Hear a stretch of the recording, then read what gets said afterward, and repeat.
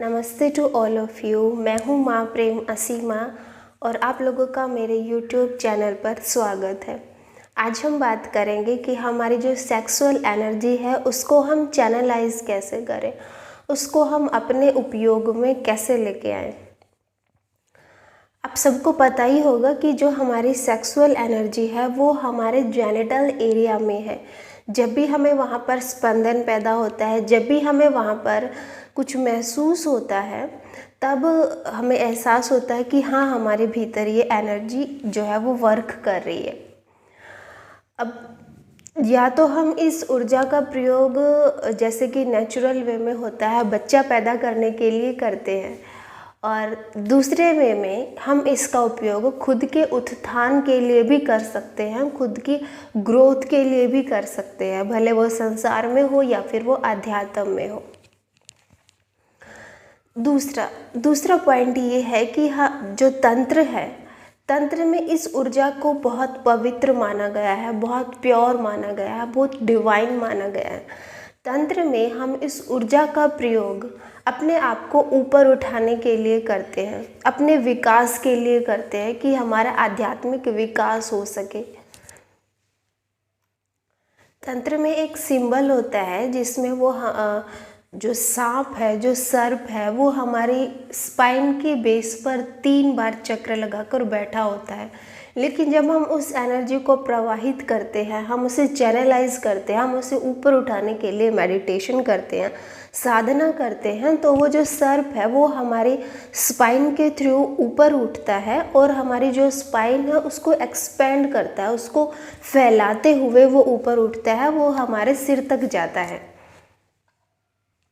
हमारे समाज की सबसे बड़ी विडंबना ये है, हम सबकी ही, समाज की क्यों, हम सबकी सबसे दुखद घटना ये है कि हमने इस एनर्जी को अपने हार्ट से तोड़ दिया है, ब्रेक कर दिया है। हमने इससे एनर्जी को अपने हार्ट तक पहुंचने ही नहीं दिया गया है। हमने इसे अपने जेनिटल एरिया में, अपने जननांगों में बंद कर लिया है, ब्लॉक कर लिया है।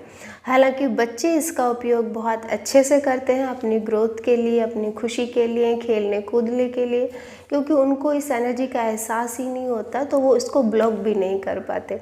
बट वयस्क जो होते हैं, जो बड़े होते हैं, वो इसको अपने जेनिटल एरिया में ब्लॉक कर लेते हैं। इस वजह से फिर तनाव है, डिप्रेशन है और बहुत सारी समस्याएं पैदा होती हैं। इसके विपरीत जब हम यौन ऊर्जा को संचारित करते हैं तो वो हमें और ज़्यादा तंदुरुस्त बनाती है, वो हमें और ज़्यादा जीवंत महसूस कराती है।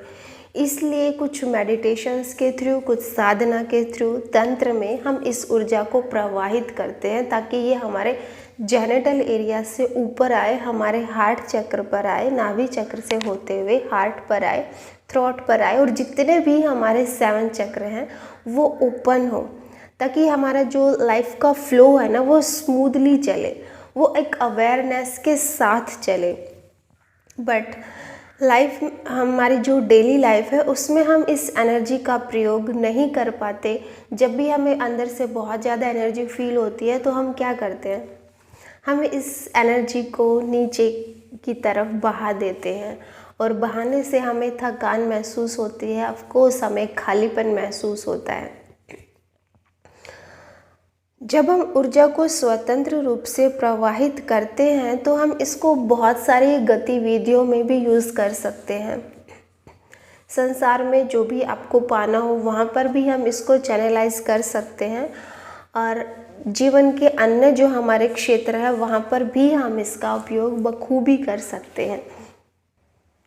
तो आज का हमारा टॉपिक था कि हम सेक्सुअल एनर्जी को तंत्र के थ्रू कैसे चैनलाइज करें, कैसे हम उसे नीचे बहने से रोकें। फर्स्ट जो चैप्टर था वो था व्हाट इज़ तंत्र, तंत्र क्या होता है। इसके लिए आप मेरा कल वाला लास्ट वीडियो देख सकते हो। आज का टॉपिक था हम इसको चैनलाइज कैसे करें। तो आई होप आप लोगों को समझ आ गया होगा कि इस ऊर्जा का हम कैसे इस्तेमाल कर सकते हैं अपने लिए। आज मैं आपको अपना थोड़ा सा इंट्रोडक्शन दे देती हूँ, क्योंकि बहुत सारे लोग पूछते हैं कि मैं कौन हूँ, कहाँ से हूँ। मैं हूँ माँ प्रेम असीमा फ्रॉम केरला। मैंने संन्यास लिया था 5 साल पहले मेहसाना गुजरात से। तो वहीं से मुझे मेरा नाम मिला था संन्यास में, माँ प्रेम असीमा। कुछ लोग बोलते हैं असीमा नाम से कि तुम मुस्लिम हो। तो दोस्तों, हालांकि मैं हिंदू मुस्लिम किसी भी धर्म को जाति से अटैच नहीं हूँ संन्यास के बाद, क्योंकि जो मेरे गुरु थे भगवान श्री रजनीश आचार्य जी, उन्होंने मुझे सिखाया, उनके जो प्रवचन है मैंने सुने, तो उनसे मैंने सीखा था कि जो सन्यासी होते हैं वो किसी भी धर्म से बंधे हुए नहीं होते। इसलिए मुझे मेरा नाम असीमा मिला था, यानी असीमा जिसकी कोई भी सीमा न हो, जो किसी भी सीमा में न बंधी हो। असीमा का अर्थ होता है द लिमिटलेस रिबेलियस, जिसका मतलब जिसकी कोई सीमा ना हो, और विद्रोह। अब जब आप ओशो को सुनते हो, भगवान श्री रजनीश को सुनते हो, तो एक तो शब्द होता है क्रांतिकारी, दूसरा शब्द होता है विद्रोह। तो मैं उनके लिए विद्रोह का प्रयोग करूँगी।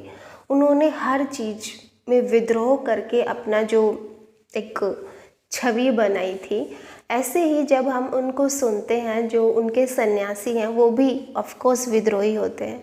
विद्रोह का मतलब ये है कि जैसे आप लोगों ने अपने दैनिक जीवन में भी महसूस किया होगा, जब जो प्रेमी होते हैं वो स्वतः ही सारे संस्कारों को, सारी परंपराओं को छोड़ देते हैं, और सबसे ऊपर जो है वो उनका प्रेम रहता है।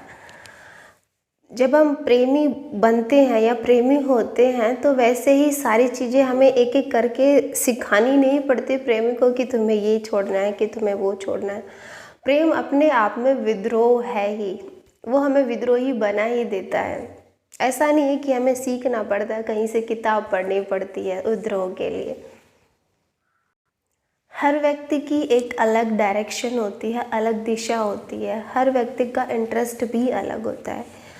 मैं मेडिटेशन भी सिखाती हूँ, खुद भी करती हूँ, और मेरा जो वे है वो तंत्र का है। मुझे जो इंटरेस्ट है, मेरा जो डेडिकेशन है वो तंत्र साधना में है। तो मैं तंत्र प्रैक्टिशनर हूँ, तंत्र टीचर हूँ। और हाँ, तंत्र में सेक्सुअल एजुकेशन भी ऐड होती ही है। हमारे धार्मिक ग्रंथों में वात्सायन ने ग्रंथ लिखा है सेक्स एजुकेशन पर, कामा सूत्र पर। हमारा जो शिव पार्वती का सिंबल है, ये वाला शिव पार्वती की जो चर्चा है उसकी व्याख्या भी तंत्र पर ही है। बहुत सारे हमारे ऋषि मुनि हुए हैं जिन्होंने तंत्र साधना पर बातें की है। रति मंजरी भी उनमें से एक है। बहुत सारे ग्रंथ हैं। तो ये हमारी इंडियन एनिशिएंट फिलोसफी है, प्राचीन हमारा शास्त्र है तंत्र का। अगर आप लोगों को सीखना है तो आप मेरे साथ कांटेक्ट कर सकते हो। ऑनलाइन भी आप मेरा कोर्स ज्वाइन कर सकते हो। और अगर आपका पार्टनर है या फिर आप सिंगल भी हो, एक ये भी मिथक होता है तंत्रा में कि तंत्रा के लिए पार्टनर ही चाहिए। नहीं, अगर आप सेल्फ प्लेजर में हो, खुद को पाने के लिए भी, या हम अकेले हैं, सिंगल हैं, तो भी हम तंत्र साधना कर सकते हैं। और अगर आपका पार्टनर है तो भी आप इसको सीख सकते हो। दोनों ही वे हैं, सिंगल भी सीख सकते हैं और जो पार्टनर के साथ है वो भी सीख सकते हैं। आप चाहे तो ऑनलाइन ज्वाइन कर सकते हो, या फिर आप केरला मेरे फार्म हाउस पर भी बुकिंग करा सकते हो। यहाँ आकर भी आप तंत्र साधना सीख सकते हो। तंत्रा के मेडिटेशन है, इसमें बॉडी अवेयरनेस के लिए मेडिटेशन सिखाए जाते हैं। और हमारा पूरी लाइफ जो है उसको हम अवेयरनेस के साथ कैसे जिए, उसके लिए भी बहुत सारे मेडिटेशन है जो आप सीख सकते हो। हाँ, मैं इंस्पायर हूँ भगवान श्री रजनीश आचार्य से ही, ओशो से ही। उन्हीं की मैं सन्यासी हूँ और उन्हीं का मैं कार्य आगे बढ़ा रही हूँ। बाकी आप लोगों की जो भी क्वेरी है, जो भी आपको पूछना है, मैं हमेशा डिस्क्रिप्शन बॉक्स में अपना व्हाट्सएप नंबर डाल देती हूँ, ताकि आप मुझे मैसेज, ऑडियो या टेक्स्ट मैसेज से जो भी आपका सवाल है वो रख सकें। प्लीज़ कॉल करके मुझे डिस्टर्ब ना करें। जो भी आपका सवाल है वो आप लिख कर रख सकते हो, या फिर आप कमेंट बॉक्स में जो भी पूछना है आप पूछ सकते हो। तो कल जो है थर्ड वीडियो है, थर्ड वीडियो का जो है विषय है वो ये है कि कैसे हम अपना जो परम आनंद है उसको विस्तार कैसे दें। रिलैक्स होकर ही ऑफकोर्स उसका विस्तार किया जा सकता है। तो अगर आपको वीडियो पसंद है तंत्रा की तो कल का वीडियो आप ज़रूर सुनें।